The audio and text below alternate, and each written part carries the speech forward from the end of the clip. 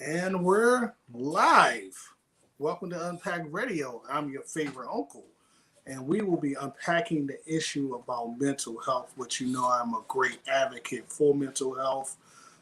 Mental health need to be talked about more often, especially within the male community, because we like to always keep our emotions unpacked.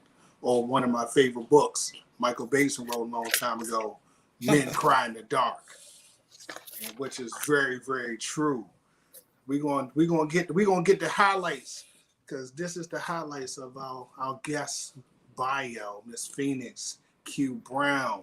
She's a mother of three, which was the main highlight. I like how you put that first. You graduated from you have a social worker degree from Wayne University. That's what I'm talking about. You also have a degree in family social theory. I want to know what that's about. You also have a bachelor degree in behavioral health programs, and you have a nonprofit. So you're doing a lot, and you wrote a few books. So you got a lot Well, going on. so I'm just gonna correct it a little bit. So no, I have my master's degree from Wayne State University with a direct study in family systems theory. Oh, all So right. yeah, so that's what it is. I do have my undergrad, which my bachelor's degree is still in journalist practice, social work, um, an associate's degree in mental health. And as far as what I do now, I'm actually a supervisor at the moment. So I'm a behavioral health program supervisor, as a matter of fact, in behavioral health. So that's what I do now at the agency that I work for. And Phoenix Q Brown is actually my author name. My given name is actually Marquita Turner. Oh, That is, now people gonna be in your business now. yeah, I know they'll be in my business. That's okay. But Phoenix Q Brown is my author name. So I'm I'm okay with that. And so that is Yeah, me. Yes. And a mother of three young adults right now. So but that's I highlight that. That's the first thing that I say because I think that is the one thing that is, that's for me. That's mine. Um, proud to be a mother. Absolutely love being a mother. Um, and when people ask me, like, what is my greatest accomplishment? It is motherhood for me. That's what I'm talking about. Now, my first question is, what started your journey to one want to help other people with their mental health? Because that's not an easy journey. No. So my journey, and that's part of where my book came from, behind the scenes, the rise of resilience. Um, is based on my childhood and how I grew up and was exposed and experienced multiple traumas. So that's one aspect of what made me start this journey of mental health. Because I suffered through depression. I had suicidal ideations once before. So I had grief and loss. There was multiple things that that I was faced with. That grief and loss came from my mother dying when I was 15. My grandmother passed away when I was 16. I grew up without a father. So I was bullied. So it's multiple things that I kind of experienced as a child growing up, and that's just the tip of the iceberg. So it's more, and I am working on book two. Um, the other reason why I decided to go into mental health too, because also have a son, my oldest child, who dealt with ADHD, so attention deficit hyperactivity disorder, and being a mother in that position and not having the support or the help or he wasn't the typical, I'm not gonna say typical, but he wasn't the child that people expect, that is hyperactive all over the place, bouncing off the walls, right? As some people would describe it. But just, just really hyperactive and all over the place. And he wasn't that. So I had a very hard time dealing with teachers in the educational system and ensuring that he got what he needed, the support he needed in school. So that was the other reason. And plus, I'm just a person that loves to help. Okay, now let's backtrack. I noticed you unpacked a lot of issues about your childhood, which I did not Hmm. know about. So, Yeah. how did you overcome the fact that you pretty much had no guidance coming up, and how did you let it all go? Yeah. Who said I'm over it? Oh, now that's very honest. Because most people, if they were in your position, they would fake like they're over it. Oh, no, no, no. See, here's the thing. First of all, I had a very there was lack of guidance, but I won't say the lack of guidance came more so from the family who raised me. With after my mother passed away, the lack of guidance, even when my mother was living, I had the lack of guidance because my mother, she had she abused alcohol, so there was a lot going on there. But my brother and my sister-in-law raised me, and so they showed me a whole nother life. um, they gave me opportunity and a chance to make a choice. Do I want to become a product of my environment, or do something about it, do something different? And that's what I chose. Now, I made that comment, said who said I was over, or who said I was healed, or anything like that. um People get this notion and get to this place, they feel like, oh, well, think that you'll be healed. That's actually furthest from the truth. You're always healing. The term really being healed is when you grasp whatever it is that you have dealt with, and you find ways to cope with it, to hope with it, and that allows you to achieve with it. And it's an ongoing process, because what I dealt with, and what I was exposed to, I can I can be triggered at any given time, right? I definitely could be Yes. triggered. And so for me, it's like, okay, when I'm triggered, what do I do in that moment to feel safe and feel comfortable and know that what I'm dealing with now is not what has caused me harm or hurt in the past. So that is the heal portion of it. It's that continuous fight to intentionally live daily. And Mm. that's pretty much what healing is. Now, I noticed you used the word triggered. So before we get to my main questions, how do you avoid those emotional triggers in your relationships? I don't think you can avoid them. You can try. You know, the red flags they call them, or the experiences that you've had, and when you see those signs come up, making a conscious decision that this isn't right. You can't avoid them all, but when you come across it and you acknowledge it and you recognize it, it's making the choice of what do you do next? Do you stay in it? And when you stay in it, sometimes that's trauma bonding, right? Mm. Because that's something that you're comfortable with. That's something comfortable. That's something that you're used to. But when you're actually in that healing phase and you recognize that this is something that is triggering and is putting me back in a place that I don't want to be in anymore, then you walk away from it. That's interesting. Now, my next question before we get, because now I'd like to, like I said, I like to freestyle every once in a while. So Okay, once someone does hit an emotional trigger and you're in a relationship, how do you communicate that to that person? repeat that question to me one more I time. said once somebody triggers you in an emotional way in your relationships with friends, family, or Mhm. dating, how do you express yourself? How do you communicate that? That's very interesting. Is trying to find the courage to really say what it is that you feel. Hmm. And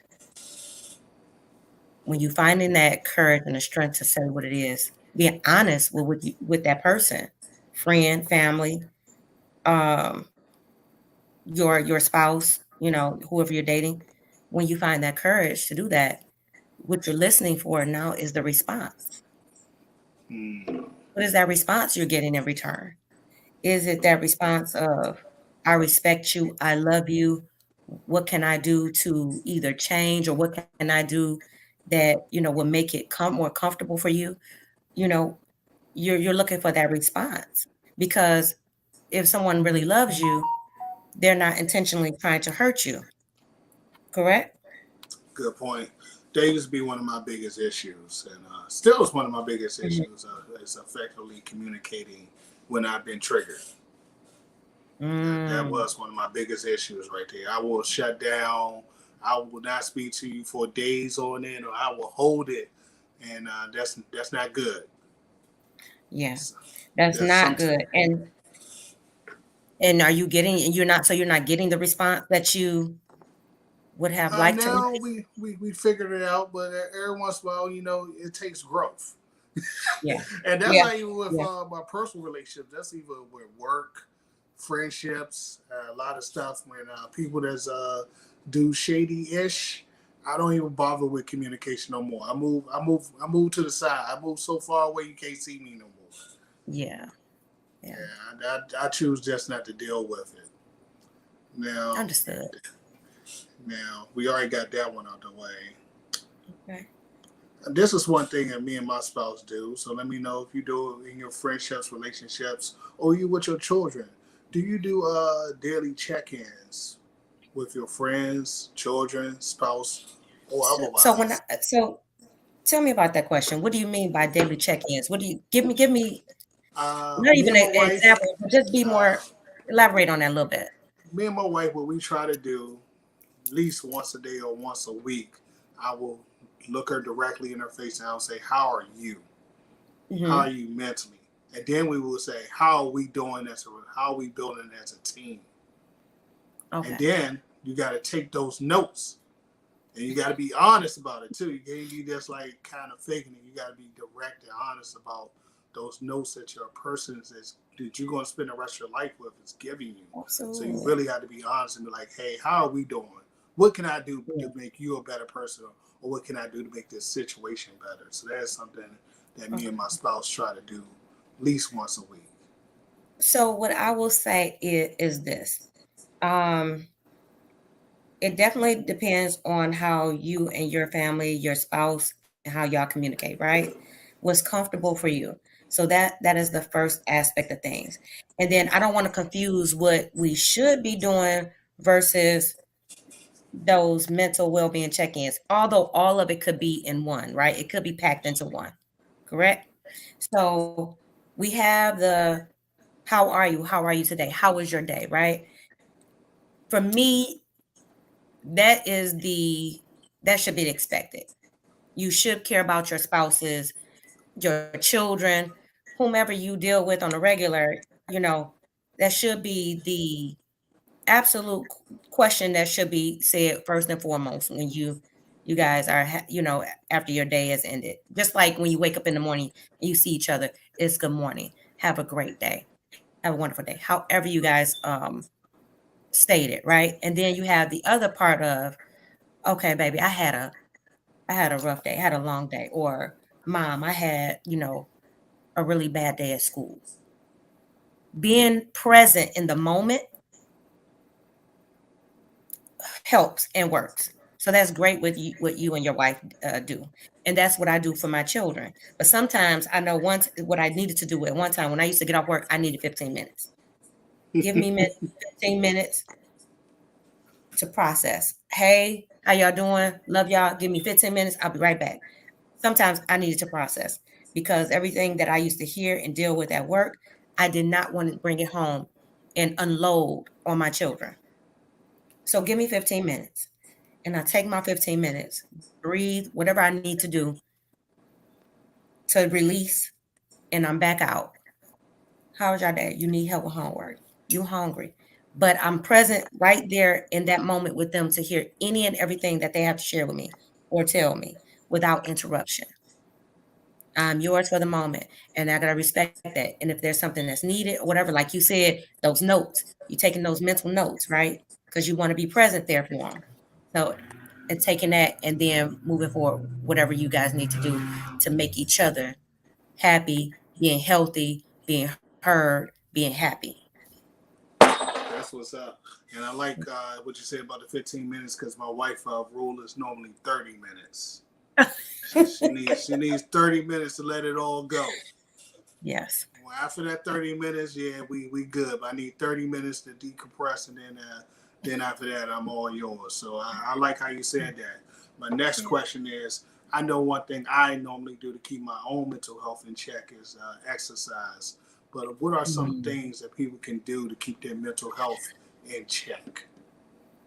Well, here's the things that I would say um, that should be done, and then I'm gonna give some other little tips. One of the things, as far as keeping your mental health in check, and this for those who know they have some past issues, traumas, or overwhelmed with stress. One, just being honest about what's going on in your life at the moment, right? What happened? Being honest about what happened. Number two, being honest about how you feel. Being honest about your feelings. Number three, being willing and able to, or find it, if you can't express it to whomever you need to express it to, if somebody else caused you that any type of harm or anything like that, finding somebody you can trust to unload on and express how you feel, right? um Outside of that, I would definitely say exercise is one. I have used exercise as a tool for me to release. Exercising, maybe watching funny movies. Sometimes laughter may help you, right? Music, but I tell people to be very careful when it comes to music, because if you're in a mood that you're sad or you're angry, if you're listening to the very music that is going to complement what you're feeling at that moment, it can keep you keep you stagnant right there at that same those feelings and emotions. So I would say when you listen to music, find something that's upbeat, something that gets your energy moving and pumping, not in a negative way, but positive, something that's going to uplift your spirits, whether it's gospel music or something that makes you smile. Sometimes with women is I'm every woman, or me, myself, whatever is going to motivate you to keep your spirits uplifted, making you smile and happy and getting you out of that space and place that you're in. um some other things, some people use art. My son, he loves drawing is an outlet for him. He loves it, and he's self-taught in drawing. He's great at it. um Art, painting. Sometimes people have to, go by the water. That's another thing that I used to do. Go by the water and just journal, write, right? And so Absolutely. it's just different things. It's finding those things that you probably already have in your own toolbox already, things you already do, and just using it now as a safety net for yourself, for your mental well-being. Matter of fact, speaking of the music, I think it was on TikTok. I was looking at a young man video, and he is stating you realize when you see all the violence in nightclubs and all the other ish, you've been spending an hour or more listening to a bunch of serial killers talk about nothing but violence, and then you wonder why there's violence. So, so when I heard that, I was like, that's a pretty good point and a astute observation that you've been listening to nothing but violence for the last 2 hours in this nightclub, drinking Yeah, alcohol, and you wonder why people are violent. So yeah. I found that to be an amazing observation. Now, this is for the guys because we are horrible at this. We're getting better. But what advice would you give men to be more open about their own mental health? Because I know we're getting a lot better, but for some men, they choose not to unpack their issues. They choose to hold it all in. So Okay, so what advice would you give them to kind of let it go? so as it relates to men, that's a hard one, right? Because men, I will give you guys your your moment, because I get it. Because sometimes men deal with women that don't understand um, men issues and are not sensitive to their needs, wants, and desires, right?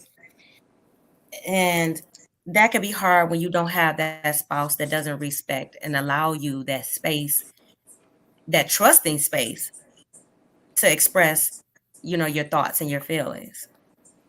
Men, unfortunately, a lot of men are afraid to express those feelings because they don't have the safe space. And given the history of what men were taught, right? Get over it.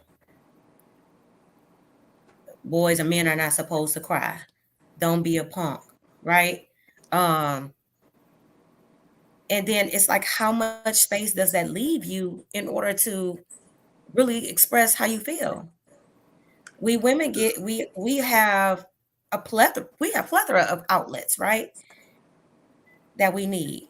But you can't go, a lot of times men can't go to another man, say, brother, I need you. I need to talk to you. I feel this certain way without you being belittled, degraded, and treated like, less than a human being, or less you being treated less than a man.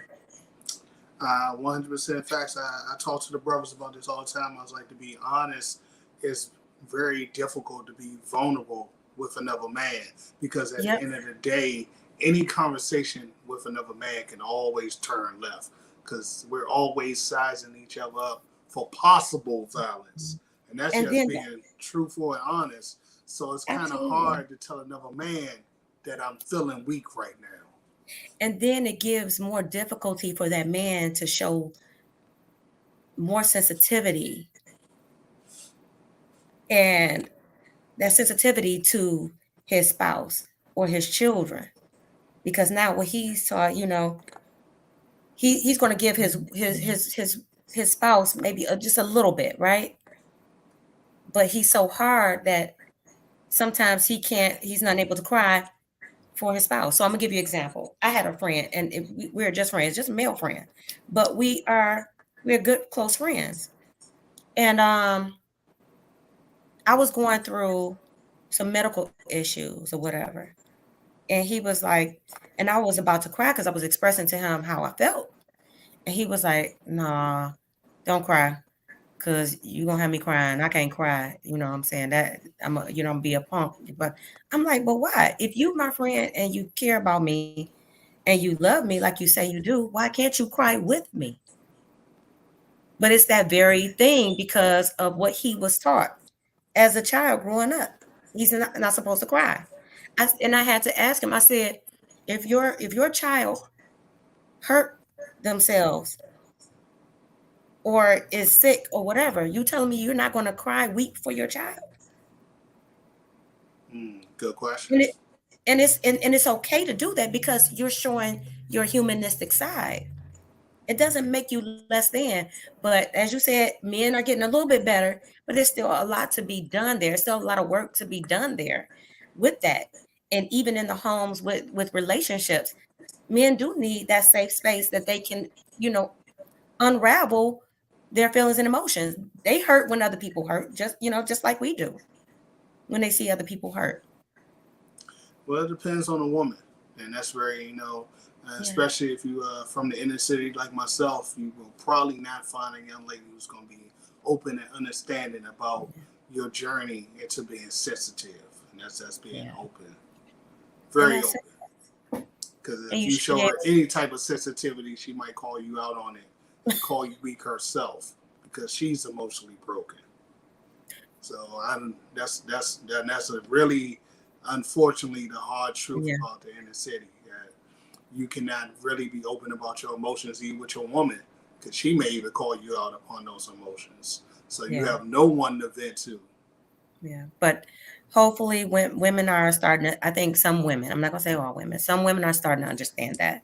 But we still, like I said, it's still a lot of work to be done in that area for men to be able to release. There is a lot of work to be done.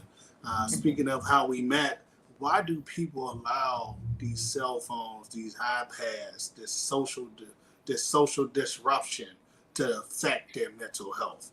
Why do we allow social media and the clicks and the likes or the dislikes affect our social experiment and affect our own personal mental health? Recently, Pers Jackson had to jump out there because she didn't say rest in peace to her father. Who cares? The man is dead.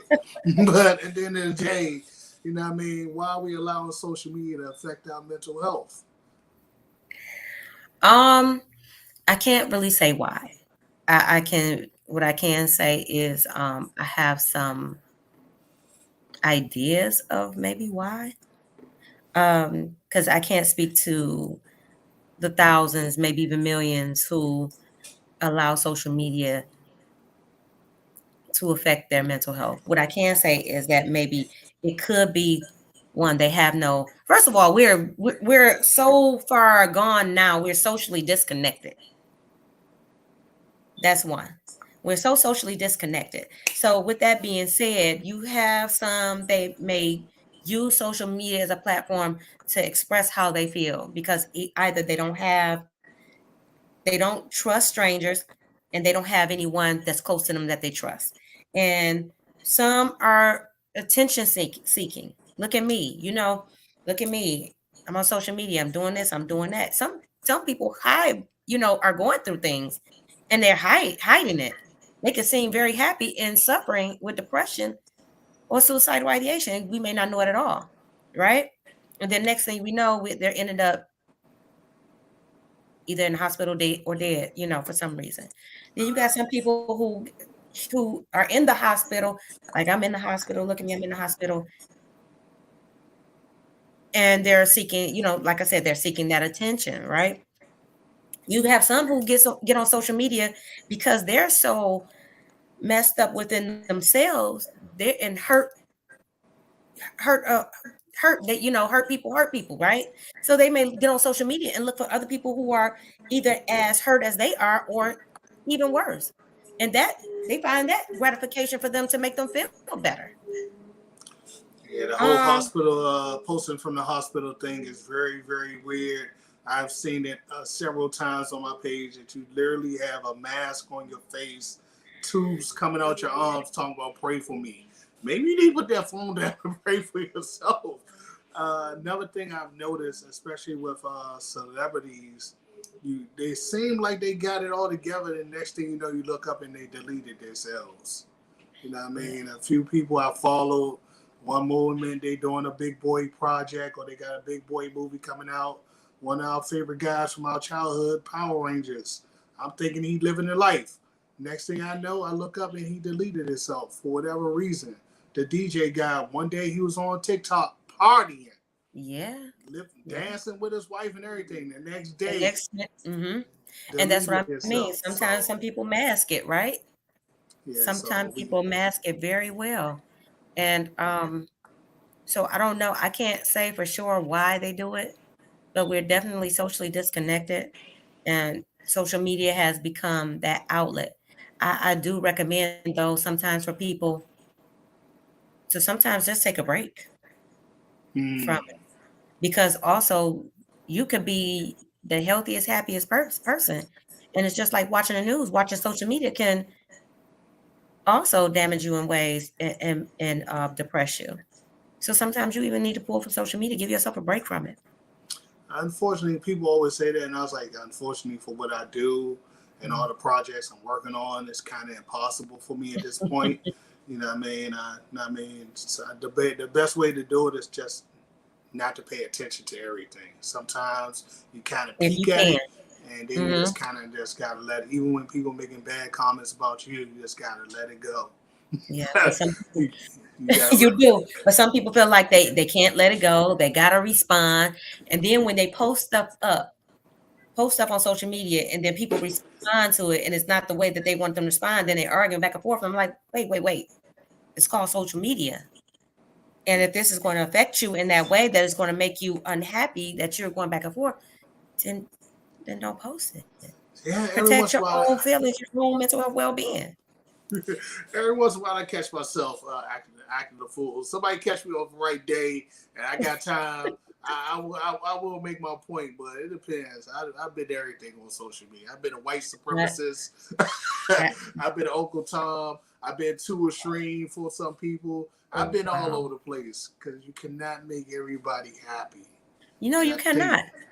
But I'm just saying, if you're gonna post it, just be ready that everybody's not gonna be happy with whatever you have to say. And but it's called social media. You get it? Yes, it is. There. Now this is off the list, but recently we unpacked this one last conversation I had with the guys. But since I have a professional here, this is a good question to ask you.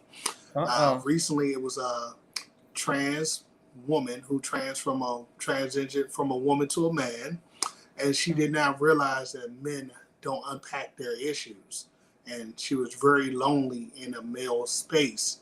So that person because they were alone, so lonely and had no friendships.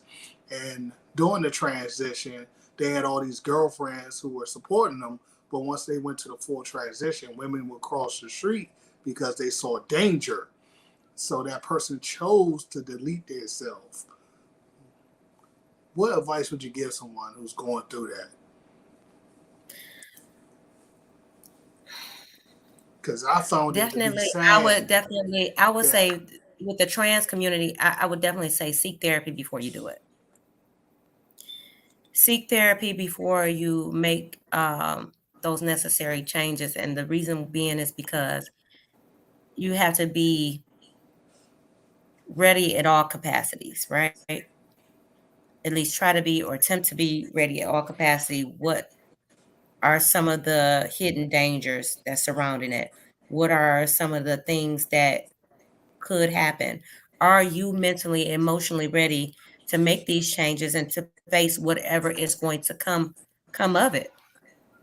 So I definitely think seek therapy first before you make do those changes. I actually encourage doctors before you do that, that you have these patients before they make those changes to have their a certain amount of therapy sessions and ensuring that their mental well-being is intact before they make that decision. that or some type of community, because I think that would have helped. You know That what I too. mean? Because like I've realized, someone said a long time ago, and it is very true, that men spend a lot of time alone. Like we spend a lot of time alone with our own thoughts for most parts, unless you really have a community. And outside of my gym community, I really don't even have a community outside of my family. So when my wife is at work and everybody's out the house, I spend the majority of my time just with my own thoughts. So if you don't have a community, you can probably start thinking some interesting thoughts. So what are your thoughts about people having a community? Community, I think it's a great idea to have a community. It's a support system. Mm-hmm. Yeah, because you It's definitely having a support system. It is very much needed. you don't know the half of it. Sometimes that hour or two, just sitting back talking to people and socializing, it does help get that work Mhm. week off your back, and it does kind of cleanse your thoughts. Because Yeah. I realized that myself, it definitely cleansed my thoughts. Yes. Yes. When you have a community of folks that are, and they don't always have to necessarily agree, but who is supportive and allowing you to be who you are and supporting any, the aspects of where you're at and what you're trying to do. I mean, that's needed. And Facts, it definitely helps also that mental well-being as well. It helps you feel facts, supported, it helps you feel safe, it gives you comfort. facts, facts. Because man, you don't know the half of it.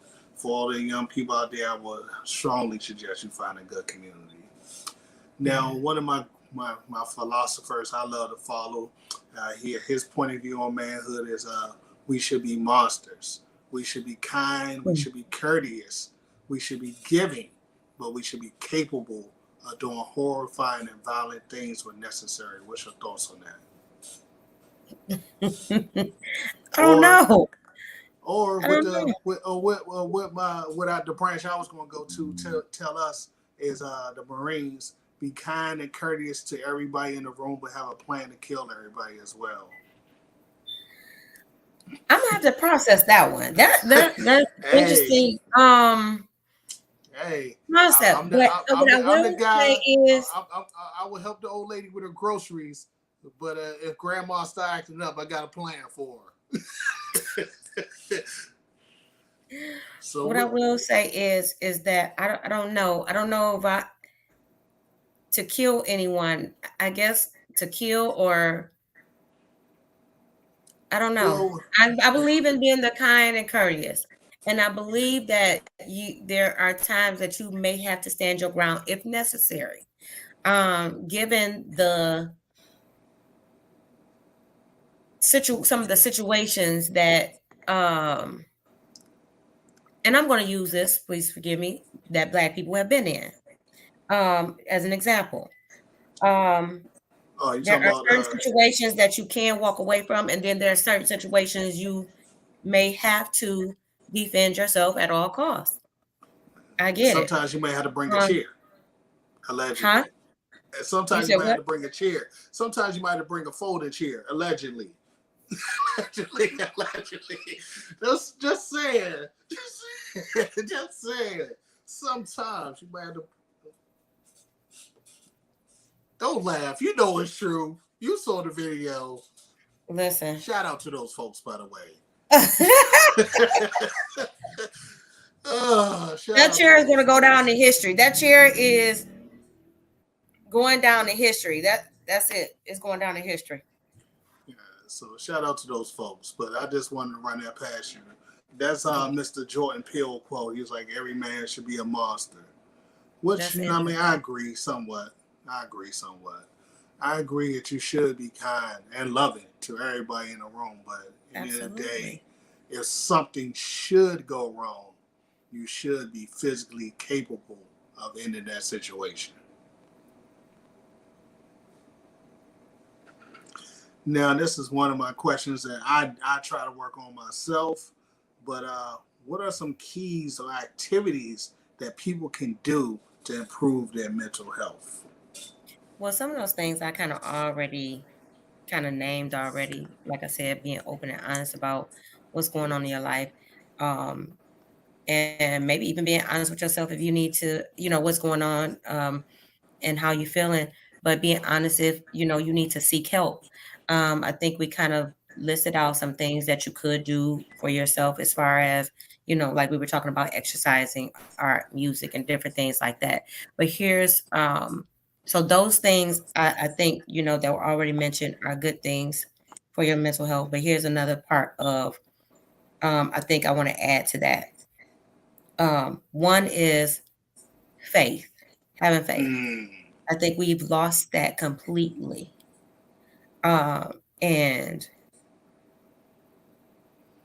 faith is one of those things that allows you to, it helps. It helps you to grow. It helps you to trust. It helps you, your faith and your belief system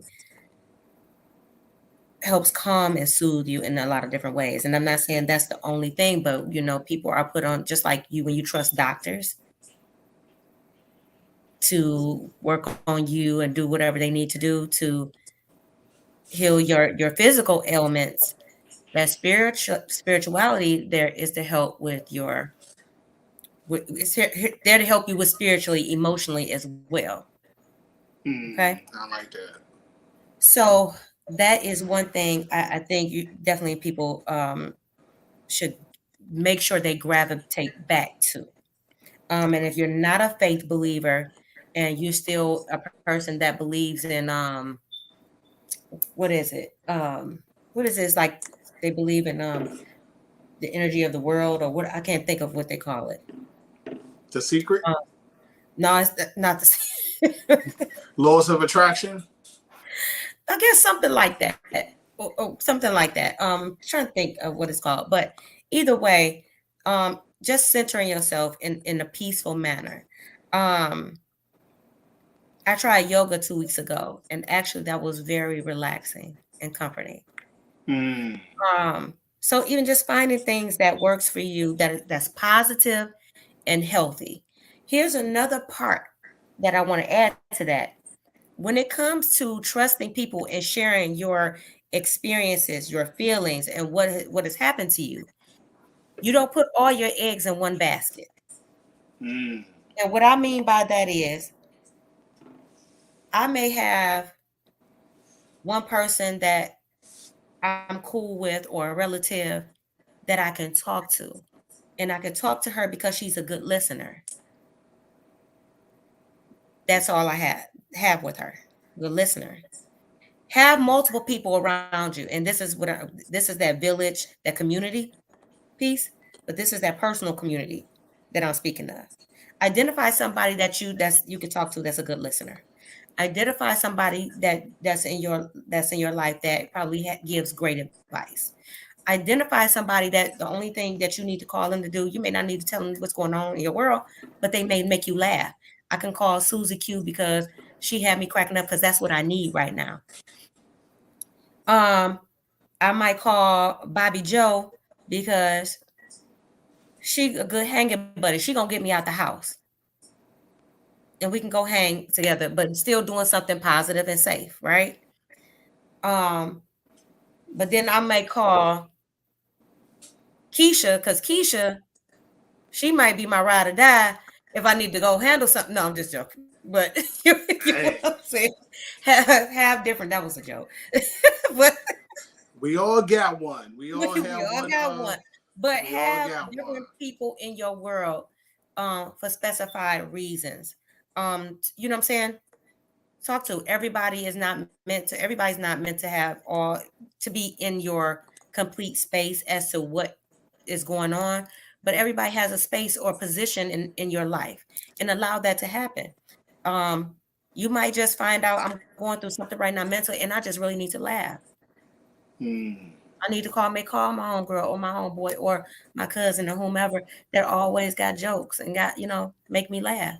I mean, need to call that person. So identify different what position or what space they occupy in your world that you can trust them to be in.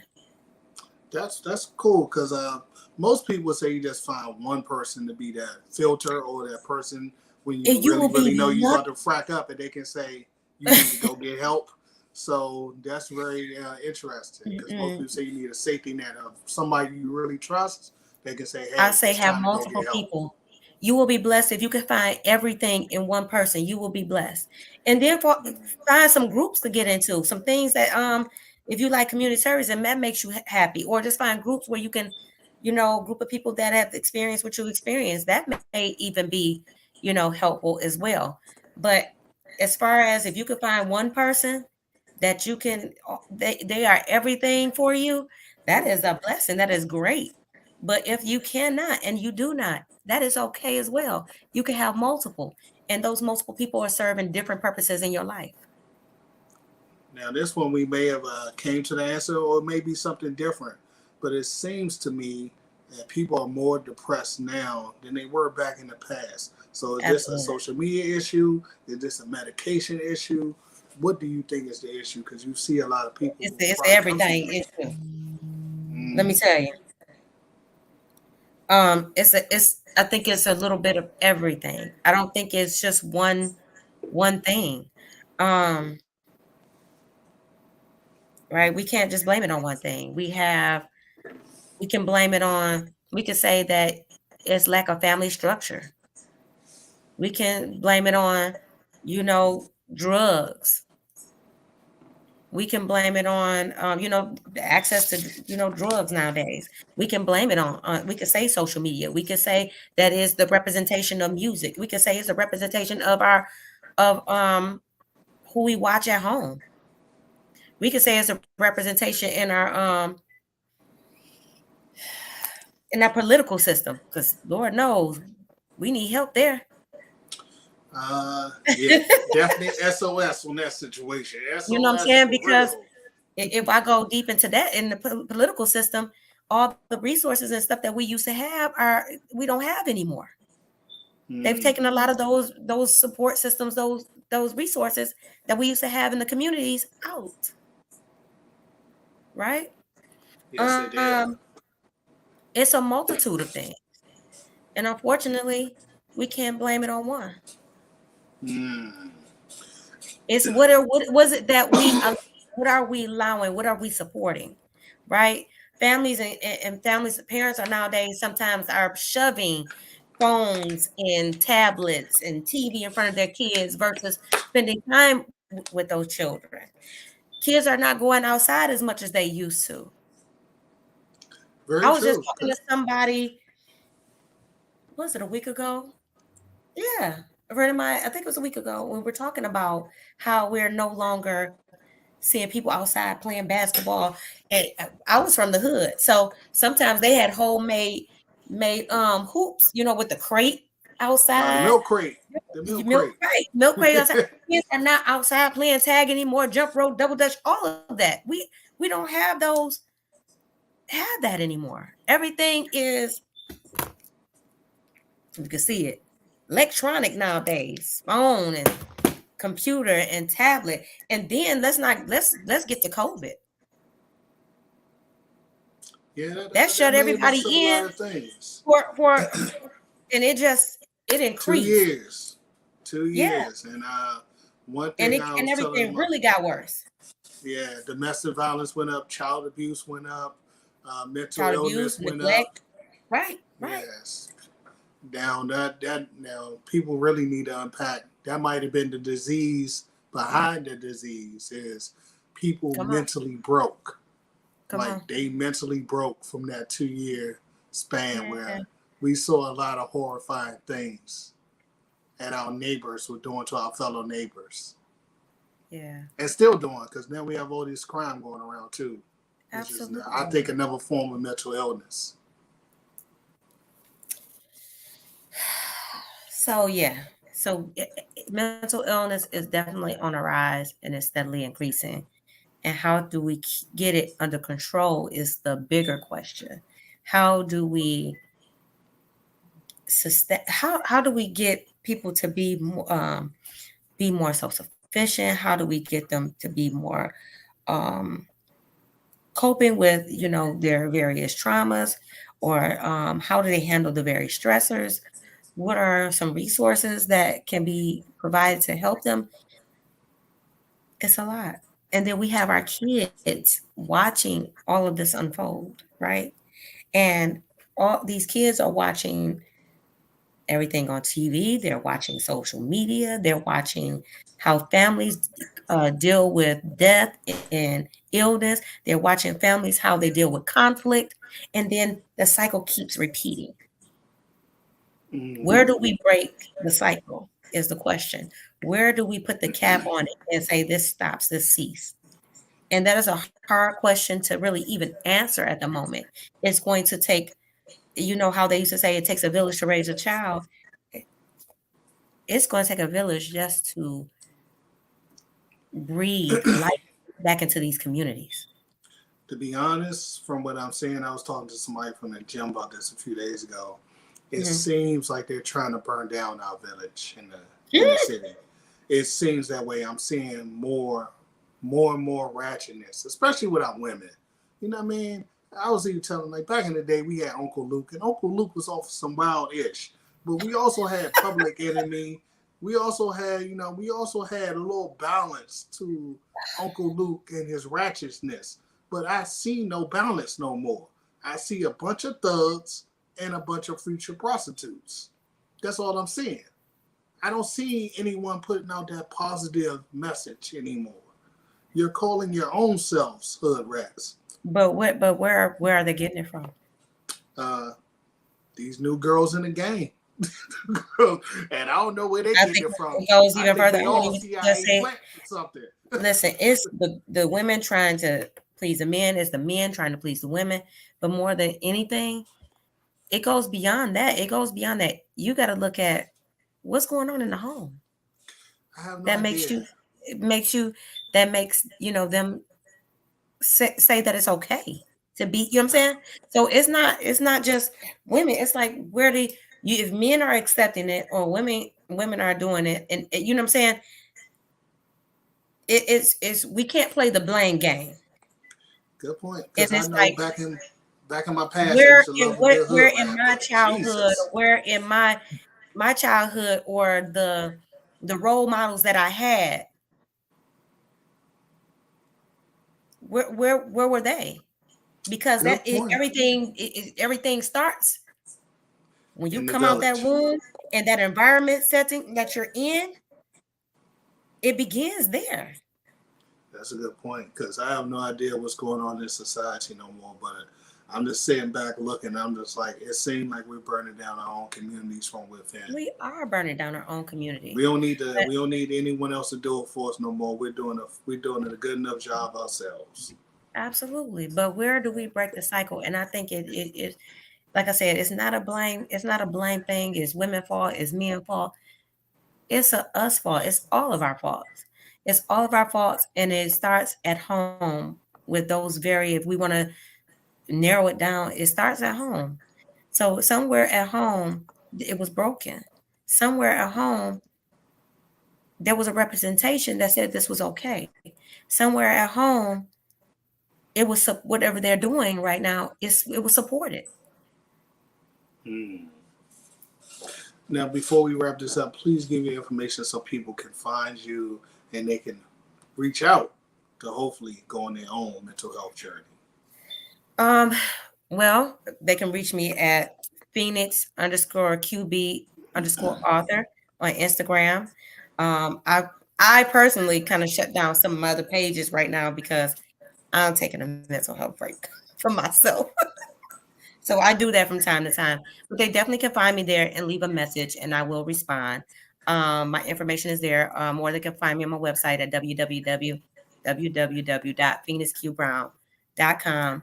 I got to update it a little bit, but I can still be reached there via email, or you can reach me at phoenixqb3 at gmail.com as well. Well, first and foremost, thank you. Because I know in this social experiment we're all living in, it's hard to trust people. Because, I mean, like even my wife's like, where did you meet? I was like, thanks, you follow me from Instagram? I don't really know. But we're going to chat. We're going to chat, and hopefully it's a positive conversation. So I appreciate you trusting me because this world is weird. It absolutely is. I appreciate you trusting me with your content. I appreciate you trusting me with your time because your time is always the most valuable thing that we all have. So I appreciate you trusting me with that. Hopefully you had a positive experience and you will come back because I love to, bring people back in for group sessions. I love to bring women in, men in. Matter of fact, September 13th, me and the guys are going to get back together. And we're going to talk about mental health and fitness and all that other good stuff. And we're going to unpack some of the issues about our childhood. So, hey, you want to come back September 13th, you can come back then. If you want to wait 2 hours.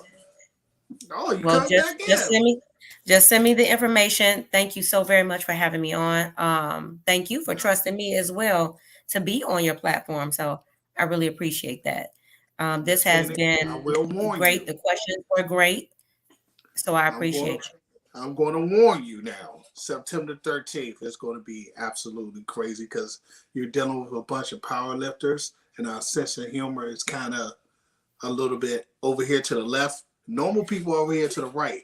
Power lifters, we all dealing with our own mental issues. So we may cuss at each other, but we really love each other. But hey, well, I think I can hold my own. I think I can handle it. I think so. I used to do internet talk radio, and for a while I was the only female amongst, and it was called the Man Show. Amongst other men, I was the only woman for a while, woman co-host. So I think I can handle it. Well, I'll see you September 13th, same time, same place on Unpack Radio, 7 p.m. And we may be going to 9 p.m. because those conversations do last a little longer, but we'll be here. If anybody want to follow me, you can find me on Dear Onk everywhere. Now, I will warn you, you're not going to agree with all my opinions, but at the end of the day, they're very honest and open. And you can also follow my fitness stuff everywhere I post content if you want to get your fitness game up as well, because fitness to me is life.